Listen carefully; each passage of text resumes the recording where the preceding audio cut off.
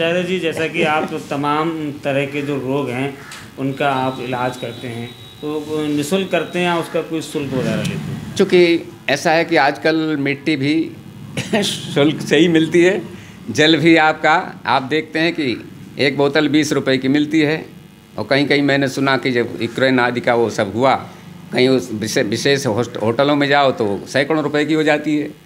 तो पानी और जल भी, पानी और भूमि क्या कहते हैं, मिट्टी भी आजकल बिना शुल्क नहीं मिलती। इसी प्रकार से हम भी जो संग्रह करते हैं औषधियों का, वो भी पैसे से ही आती हैं, इसलिए पैसा लेता हूँ। जहाँ हज़ारों, पचासों हज़ार अगर आप लगा करके ठीक नहीं होते, ऑपरेशन कराते हैं, और फिर ऐसे कुछ रोग हैं जैसे दोबारा हो जाते हैं, जैसे बवासीर, अर्श है और गदूद है, कई लोगों को मैंने सुना कि फिर से हो जाता है। तो यहाँ इस तरह का है उपचार की दोबारा नहीं होता, और कम समय में 10,000 नहीं लगते, 5,000 नहीं लगते, कम समय में कम पैसे में सारे के सारे उपचार हो जाते हैं। संस्कारों के विषय में बता दूं तो हमारे गुरुवर महर्षि स्वामी दयानंद जो आर्य समाज के संस्थापक थे, उन्होंने 16 संस्कारों का वर्णन किया है, एक पुस्तक लिखी है संस्कार विधि। मैं निवेदन करना चाहूँगा, हमारे घर घर में प्रत्येक के घर में संस्कार विधि होना चाहिए, और भगत सिंह जैसे प्रतापी देशभक्त बनाने हैं, राम प्रसाद बिस्मिल जैसे बनाने हैं, और क्या कहें आपको, सुभाष चंद्र बोस जैसे आर्यवीर बनाने हैं। तो ऐसे पुत्रों को अगर देखना है घर में, तो घर घर में सत्यार्थ प्रकाश रखिए। सत्यार्थ प्रकाश पढ़ करके आत्मज्ञान होता है। अनेकों सहस्रों ग्रंथों को पढ़कर ऋषिवर दयानंद ने सत्यार्थ प्रकाश की रचना की। ये 14 गोली का एक रिवाल्वर है 14 गोली का, जिसमें 14 समुल्लास हैं, और 10 समुल्लास तक ज्ञानवर्धन आदि के लिए है। 6वां समुल्लास अखिल भारतीय राजारी सभा, जो हमारे पीलीभीत के एक स्वतंत्रता संग्राम सेनानी थे, पूज्यपाद यति जी, तो उन्होंने इसकी स्थापना की 1964 में। तो मैं संयोग से, मैं एक मतलब सुस्त अभी इस अखिल भारतीय राजारी सभा का बदायूं का जनपदीय अध्यक्ष हूँ।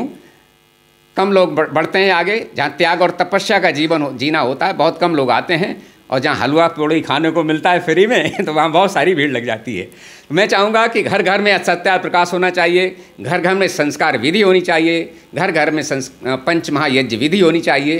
पंचाग्नि जिसको कहते हैं, 5 जगह अग्नि तपले, 5 जगह अग्नि रख कर के बीच में महात्मा जी बैठ जाते हैं, कहते हैं कि महंत जी हैं, भगवान के भक्त हैं, तपस्वी हैं, पंचाग्नि तप कर रहे हैं। वास्तव में ये आडंबर है। पंचाग्नि तप वास्तव में पंच महायज्ञ विधि है, ऋषिवर दयानंद लिखी है, जिसमें 5 यज्ञों का वर्णन है। पहला यज्ञ है ब्रह्म यज्ञ, जिसको संध्या कहते हैं। न तिष्ठति यस्तु पूर्वा नोपास्ते यास्तु पश्चिमाम शूद्रवद वहस्कार्या सर्वस्मात् द्विज कर्मणा, जो पूरब को मुख करके प्रातःकाल परमात्मा का चिंतन नहीं करता, सायंकाल पश्चिम को मुख करके परमात्मा का चिंतन नहीं करता, उसको शूद्र मान करके द्विज कुल से, द्विज से हटा देना चाहिए, अलग कर देना चाहिए। तो इस तरह से पहला यज्ञ है ब्रह्म यज्ञ, जिसको संध्या कहते हैं। दूसरा अग्निष्टोम कहलाता है, देव यज्ञ। हम विविध प्रकार की गंदगी फैला करके दूषित करते हैं वायुमंडल को, जल थल आकाश को, सबको, उसको विशुद्ध करने के लिए हमें दूसरा यज्ञ करना चाहिए, जिसको देव यज्ञ कहते हैं। स्वाहा करके समिधाएँ, सामग्री, मिष्टान्न, सुगंधित, रोगनाशक, इस तरह की सामग्रियाँ मिला करके और गाय के घृत से यज्ञ करते हैं, वो दूसरा अग्निष्टोम कहलाता है। वैसा यज्ञ करना चाहिए। ये दूसरी अग्नि है पंचाग्नि में। तीसरी अग्नि है माता पिता। हम कभी माता पिता का ऋण चुका सकते नहीं, इनको तो एहसान है इतने गिना सकते नहीं।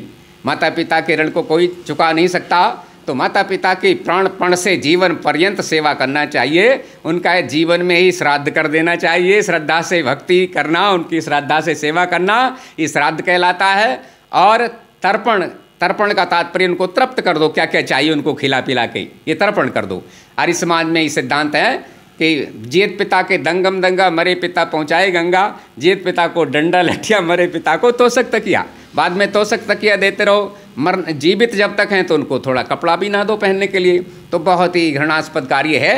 तो हम अपनी पूरी शक्ति लगा करके, मेहनत करके, अच्छा धन कमा करके माता पिता को खिला पिला के तृप्त करें, तर्पण कर दें जीवित रहते। बाद में तर्पण बेशक न करें, और श्रद्धा से उनकी सेवा करें जब तक जीवित माता पिता हैं। तो ये श्राद्ध कहलाता है, ऐसा श्राद्ध कर दें। बाद में कुछ भी करने से उनको मिलता नहीं है।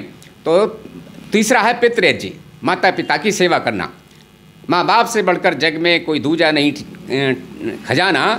जिसने तुझे जन्म दिया है दिल उसका नहीं दुखाना। पहले तो तुझे तेरी माँ ने 9 महीने गर्भ में ढोया, सीने का दूध पिलाया जब जब तू बंदे रोया, अमृत सा दूध पिलाया जब जब तू बंदे रोया। बड़ा कर्ज है तुझ पर माँ का, ये कर्ज है तुझे चुकाना, जिसने तुम्हें जन्म दिया है दिल उनका नहीं दुखाना। बहुत सारा लंबा गीत है, लेकिन और बता दूं मैं आपको, माँ बाप से बढ़कर जग में कोई स्वर्ग नहीं है दूजा, सब छोड़ दे तीर्थ बंदे, माँ बाप की कर ले पूजा। बहुत सुंदर। तुझे जन्म मरण से एक दिन अगर है मुक्ति पाना, जिसने तुझे जन्म दिया है दिल उनका नहीं दुखाना। तीर्थ बम बोले करते जाओ, तीर्थों पर जल चढ़ाओ, कुछ भी करो, काशी हरिद्वार मथुरा काशी घूमते फिरो। माता पिता अगर दुखी हैं घर में, पीड़ित हैं घर में, बीमार हैं घर में, तो हमारी पूजा भक्ति पूर्ण नहीं होगी। हम श्रवण कुमार बन करके बहंगी लेकर के कांवर लेकर के चल देते हैं, और माता पिता घर में दुखी हैं तो हम श्रवण कुमार नहीं बन गए। श्रवण कुमार तभी बनेंगे हम जिस तरह से श्रवण कुमार ने माता पिता की सेवा की, उसी प्रकार से माता पिता की सेवा करें, तभी सच्चे श्रवण कुमार कहलाएंगे। अन्यथा सब कुछ व्यर्थ है, ढोंग है। तो काशी जाओ, हरिद्वार जाओ, चाहे जहाँ भी जाते रहो, अब माता पिता अगर प्रसन्न नहीं है तो मैं कभी जीवन में किसी तीर्थ में नहीं गया जब तक मेरे माता पिता जीवित रहे। गया तो उनके साथ कहीं गया, तो माता पिता के चरणों में ही सारे तीर्थ हैं। और मेरी माँ मुझे मेरा बेटा श्रवण कुमार है ऐसा कहती थी, किस भाव से? कि सेवा भावना से। तो तीसरा हो गया पितृयज्ञ, माता पिता की सेवा करना तीसरी पंचाग्नि में से है। और फिर अतिथि देवो भव, अतिथि देवता है, बिना तिथि के सत्योपदेष्टा ज्ञानी योगी यति सन्यासी आए, जो वेदों का वेदवेत्ता हो, वेद ज्ञानी हो, उपनिषद आदि का अमृत पिला रहा हो, तपस्वी हो, इंद्रिय जयी हो, मन पर जिसने विजय प्राप्त की हो, जिसकी वाणी में एक एक शब्द रसगुल्ला जैसा निकलता हो।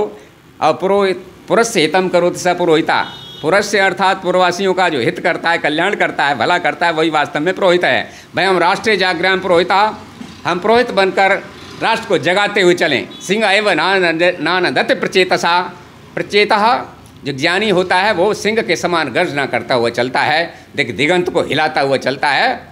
तो बल किसमें है? जितम जगत केन मनोहियेन, जिसने संसार को किसने जीता? जिसने मन को जीता। मन के हारे हार है, मन के जीते जीत, पार ब्रह्म को पाइए मन ही की प्रतीति। तो जिसने मन को जीत लिया है, भगवान कृष्ण, भगवान वेद में कहते हैं मनुर्भव, हे मनुष्यों, हे प्राणियों मनुष्य बनो। मनुष्य तो हैं हम, लेकिन फिर भी कहा मनुष्य बनो। किसी पशु को नहीं कहा पशु बनो, गाय बनो, घोड़ा बनो, गधा बनो।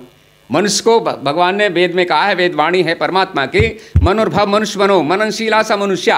जो मननशील है वो मनुष्य है, जो श्रेष्ठ निकृष्ट का, धर्म अधर्म का, पाप पुण्य का, भले बुरे का ज्ञान जिसके पास है, अशुभ का परित्याग करके शुभ को ग्रहण करता है, कुपथ का परित्याग करके सुपथ पर चलता है, और पाप का परित्याग कर पुण्य कर्म करता है, वास्तव में वही मनुष्य है। ऐसा मनुष्य बनने का भगवान वेद में उपदेश करते हैं। तो हम सब ऐसे मनुष्य बने। आगे मैं बताऊँ आपको, अतिथि यज्ञ हो गया ये, जो बिना अतिथि के कोई विद्वान सन्यासी योगी यति आवे, उससे ज्ञान प्राप्त करें, ज्ञान अमृत का पान कर अपने जीवन को, तन प्राण को पवित्र करें, और ग्रस्त को महान ग्रस्त बनाएं, आदर्श ग्रस्त बनाएं। ग्रस्तियों में जाकर हमारे योगी जन, तपस्वी जन, वेदवेत्ता, ऋषि मुनि घर घर में जा कर के सबको सदमार्ग बताते हैं, वेद मार्ग बताते हैं। और वेद मार्ग ही सर्वश्रेष्ठ मार्ग है। बाकी सब मतांतरों में हमें घूम करके विचलित नहीं होना चाहिए। कई तरह तरह के भगवान आ जाते हैं हमारे जीवन में, नए नए भगवान आ रहे हैं। पुराने आदर्श जीवन है जिसका, जैसे भगवान श्री राम हैं, कृष्ण हैं, जिनका जीवन मात्र, स्मरण मात्र से हमारा तन मन प्राण पवित्र होता है, उनको सबको छोड़ रहे हैं हम, नए नए भगवानों को घरों में ला रहे हैं। तो ये अशोभनीय है, वेद विरुद्ध है। और जो वेद जहाँ नहीं है वहाँ वेदना है। अगर वेदना से मुक्त होना है तो आप वेद को घर में लाइए, वेदानुकूल आचरण कीजिए। सर्वत्र परमात्मा व्यापक है। ईशावास्य में दम सर्वमित किं जगत्यान जगत, तेन त्यक्तेन भुंजी था माग्रधा कश्य श्रद्धनम। दृश्य और अदृश्य में एक ही प्रभुरम रहा, जो जानता इस तथ्य को वो ही पुरुष ज्ञानी महा। भाग्य से, श्रम से तथा कृपा से जो प्राप्त हो, बांट कर खाओ, उसे मत छीन कर खाओ पियो। केवलागो भवत केवलादि, जो अकेला खाता है वो पाप खाता है, इसलिए बांट कर खाओ। सत समार सहस्त्र संकीर, 100 हाथ से कमाओ और 1000 हाथों से बांटो। 100 हाथ से कमा करके हम 10 कुंटल अगर बीज इकट्ठा कर लेते हैं, अन्न इकट्ठा कर लेते हैं, 1000 हाथ से बांटने का ये हो गया। थोड़ा थोड़ा चूर्ण की तरह से बांट दो, हजारों जगह चला जाएगा। 1000 चींटियों को बांट दो, हजारों हाथों से बट गया। तो इस तरह से बड़ी अद्भुत है ये हमारा ज्ञान। अमृत है वेद, वेद कलश हैं अमृत के, और गीता आदि उपनिषद आदि भी अमृत के ज्ञान के कलश हैं। छलका के पीजिए। कहाँ तक वर्णन करूं, हृदय भरा हुआ है मेरा आनंद से। कहाँ तक आपके ऊपर आनंद की वर्षा करूं। पंचम यज्ञ है, पंचाग्नि जिसको कहते हैं, वो है बल वसुदेव यज्ञ। चलते फिरते कीड़े मकोड़े हमसे मरते हैं, हल चलाते हुए, घर में पोंछा लगाते हुए, सफाई करते हुए, विविध प्रकार से हिंसा होती है। तो ये इस हिंसा के पाप से मुक्त होने के लिए माताएं बहनें घर में रसोई बनाती हैं। तो 5वां यज्ञ है। तो घर में पहले चूल्हे जलते थे, तो उपदेश किया जाता था कि जो कुछ बनाया जाता है लवणान्न को छोड़ के, नमक मिर्च मसाले के पदार्थों को छोड़ करके जो भी बनाया उसको आप उसमें मीठा मिला लें, गुड़ मिला लें, चीनी मिला लें। इस तरह से 10 हवन 10 आहुतियाँ हैं, उसको अग्नि में स्वाहा करके ओम अग्नये स्वाहा, ओम सोमाय स्वाहा, ओम अग्नि सोमाभ्याम स्वाहा इत्यादि 10 मंत्र हैं। 10 मंत्रों से माताएं बहनें घर में रसोई बनाती हैं, तो उसको नित्य प्रति ये कार्य करती रहें। और भी 16 भाग रखने के हैं। कुत्ता है, बिल्ली है, चूहे हैं और पशु पक्षी हैं, जितने सारे के सारे हम मनुष्यों पर भी निर्भर हैं। मनुष्य जो कुछ पैदा करता है उसमें सबका भाग है। कभी डंडे से मारते हैं, कुत्ते को भाग तक चूकता है, कभी टांग तोड़ देते हैं। गायों को भी अभी मैं एक गीत गाया करता था, बहुत सुंदर सा गीत है, कृष्ण मुरारी आजा, सोनी हो गई भारत माँ की गोदी है घनश्याम सुदर्शन धारी आजा, कृष्ण मुरारी आजा। आचार्य जी एक कोई अपने द्वारा लिखित दर्शकों के लिए कोई कविता या भजन सुनाइए। अच्छा जी। तो मैंने बहुत सारे गीत लिखे हैं, सब तो अभी थोड़ा सा विस्मृत हो रहे हैं। एक छोटा सा गीत, कर मंगल है मंगल मूल, इस तरह की प्रार्थना लिखी थी। और हम आडंबर जीवन से दूर करें, ऐसा एक गीत है। अगर तू कल्याण चाहे आडंबर छोड़ दे, अपने इस मन को प्राणी ईश्वर से जोड़ दे। अगर तू कल्याण चाहे आडंबर छोड़ दे, आडंबर छोड़ दे, अपने इस मन को प्राणी ईश्वर से जोड़ दे। अगर तू कल्याण चाहे आडंबर छोड़ दे, आडंबर छोड़ दे, अपने इस मन को प्राणी ईश्वर से जोड़ दे। पानी सा बबूला जीवन क्षण में फूट जाएगा, है जो अस्तित्व तेरा ये भी न रह जाएगा।